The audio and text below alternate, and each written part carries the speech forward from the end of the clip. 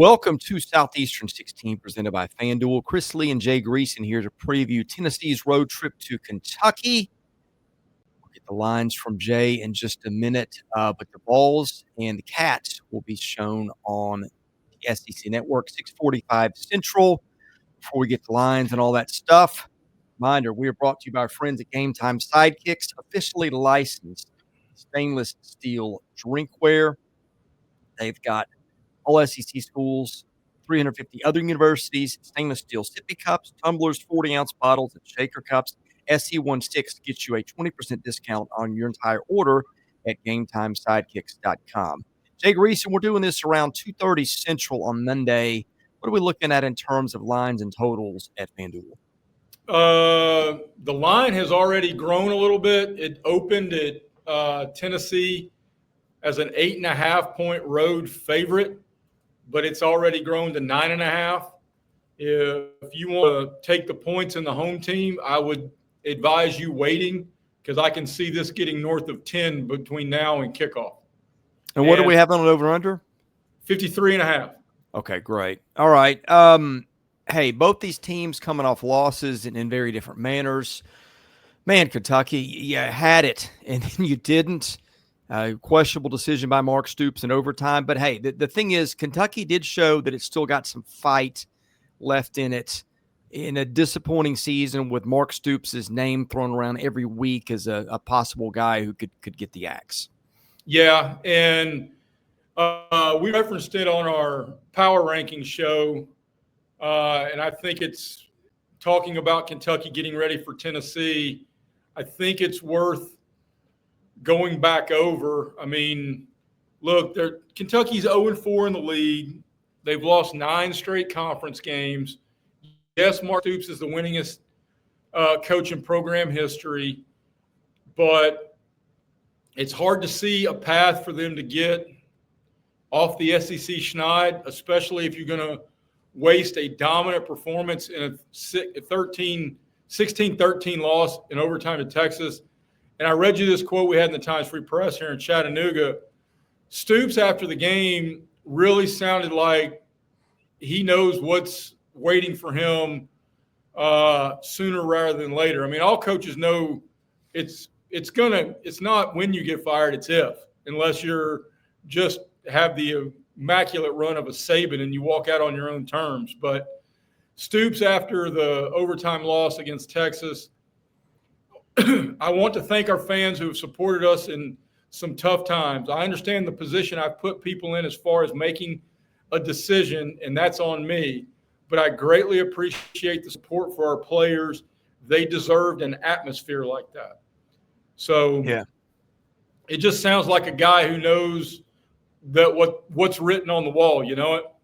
Yeah, no, it does. That's the first thing I thought too. And a guy who's not on the hot seat is Josh Heupel. And look, Tennessee could run the table, and he could be in the Coach of the Year conversations by the end of the year. I don't think that's what's going to happen. And if the season ended right now, it wouldn't happen because you got so many guys that have done just outstanding jobs. Not that Heupel hasn't, but maybe have gathered more attention with the challenges they had.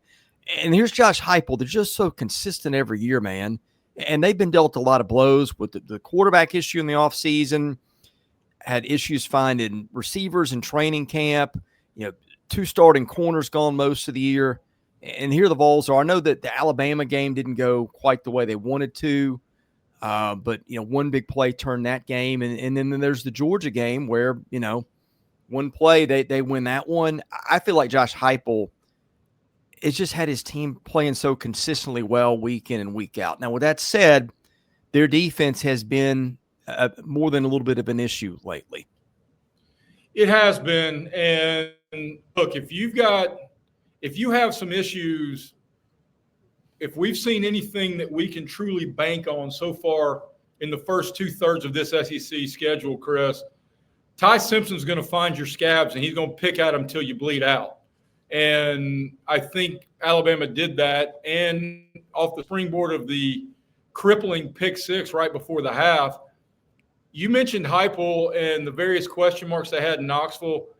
I mean, I don't know if any of us expected Deshaun Bishop to pick up right where Dylan Sampson left off. The running game really hadn't missed a beat, and we know how fast they like to play. As long as Joey Aguilar can overcome his far too often bouts of colorblindness and throwing the ball to the guys in the other colored jersey, Tennessee is hard to handle offensively. But you're right, the injuries, the different personnel up front, they're not getting as many tackles for loss as they have in years past. Joshua Joseph has 4 sacks, but it's just not the same disruptive crew that felt like they spent as much time in the backfield as the head referee. You know it? Yeah. Well, and let's talk Kentucky for just a minute. This is one of these lines, you look at the box score, you say, how did they lose this game? But, and look, that's the bad news. The good news is you did this to Texas a week ago. 26 first downs to Texas's 8, 395 yards to Texas's 179, yards per play 4.6 to 3.3. You lost the turnover battle 1-0. That hurt. That tells me that the Cats are still out there fighting for their coach, and that may be the high watermark that anybody's put up in terms of yards against Texas's defense. Now, what they had to do had to keep the ball a lot. They had it 86 snaps, but that's an amazing amount of snaps to run against that defense too. It 100% is, and it gives you at least – look, we've done a majority of these games already that we've kind of broken down, and one of the more recent ones we did, and encourage you to go watch them all, was – I think you were the one who used the words that it's really hard to see a path for a South Carolina upset against a red-hot Alabama team.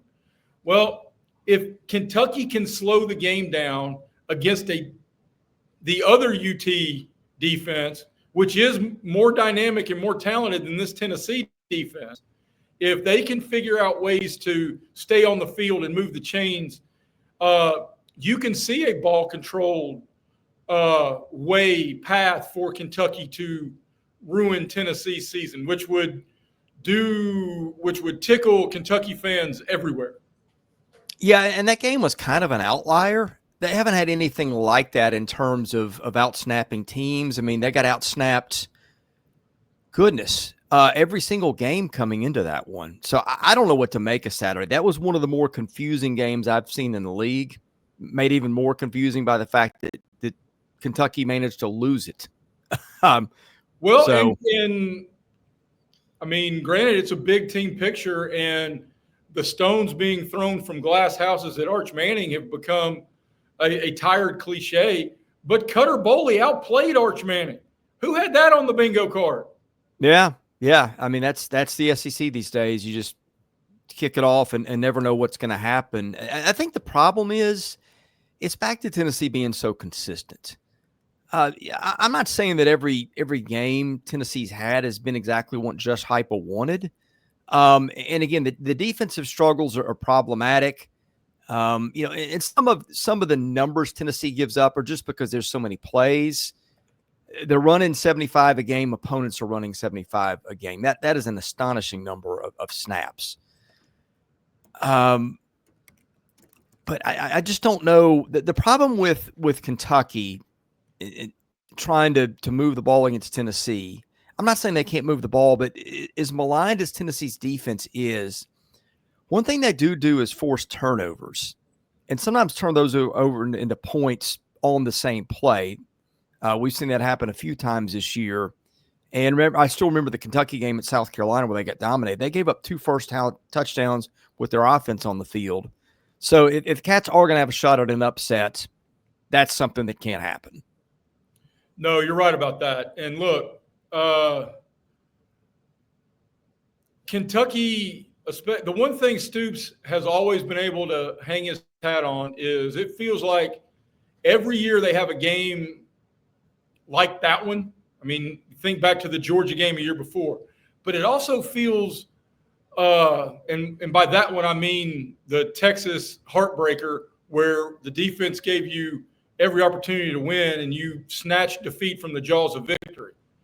But Stoops also has more than a few of beating Ole Miss at Ole Miss last year and just a couple of those outliers that it feels like they pull something out and break somebody's heart. I mean, the year before, knocking off a ranked Louisville. I mean, yeah, it's just one of those things that I know Josh Heupel's not taking this lightly, nor should he, but I just don't know if there's enough octane in the tank to play as well as you did against Texas, and you still only managed 13 points. I think your hope, if you're Kentucky, the run defense has been pretty good this year. 4.1 yards a rushing play. That sacks taken out of it. High watermark was Eastern Michigan, 5.5. That might have been just a look pass game, but they held Ole Miss to, 4.6 per rushing play. Georgia to 4.1. Texas to 2.8. South Carolina to 4.2. Now, some of those teams aren't very good games, but they are Power 5 teams with athletes.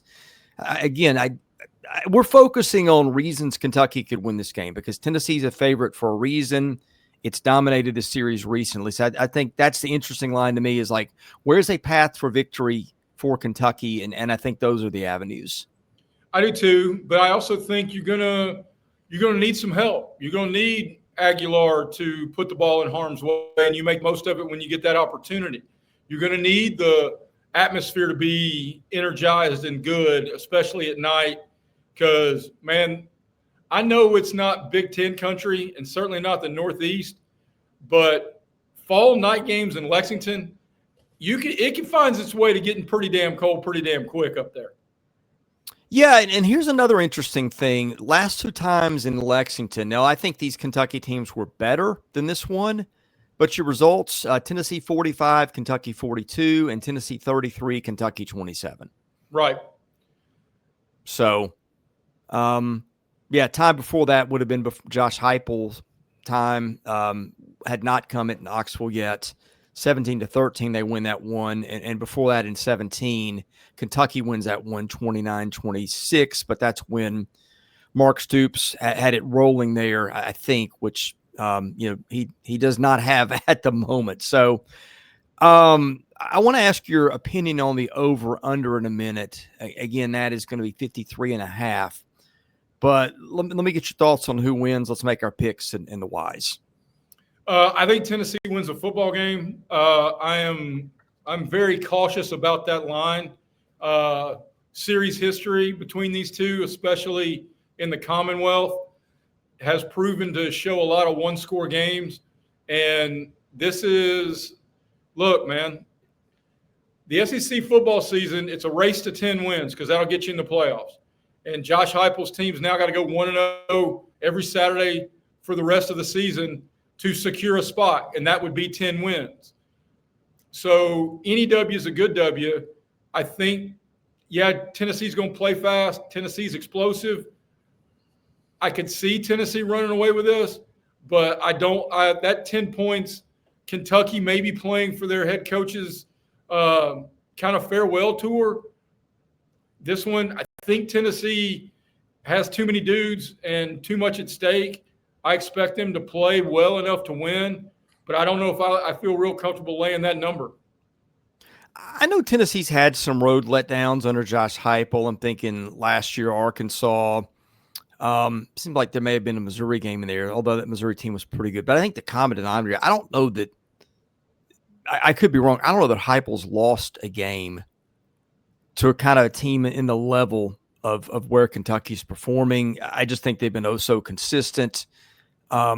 Give me the Vols here. I just think there's a lot more to believe in on offense. And again, even on defense, which is their Achilles heel, Tennessee has been able to, Mississippi State defense got 2 scores in that one. That's been an issue for Kentucky. So give me Tennessee in that one and maybe by double digits. Before I get your opinion on the over-under, we're brought to you by the Yearly Company. That is a Nashville-based fine jewelry company. Hey, guys, right before the holidays, don't wait then. Get your stuff done now. They can help you. It's a fine jewelry brand built on tradition and designed for meaning. Each piece handicrafted from solid 14-karat gold. Natural gemstones made to measure for a perfect fit, backed by a lifetime guarantee. Every yearly company bangle is custom size, so knowing your size is the most important first step before ordering. That's where the sizing kit comes in. Perfect place to start, especially for husbands who want to have sizes ready now. So shopping closer to the holidays is effortless. Code SE16KIT, SE16KIT will take 100% off the sizing kit at checkout.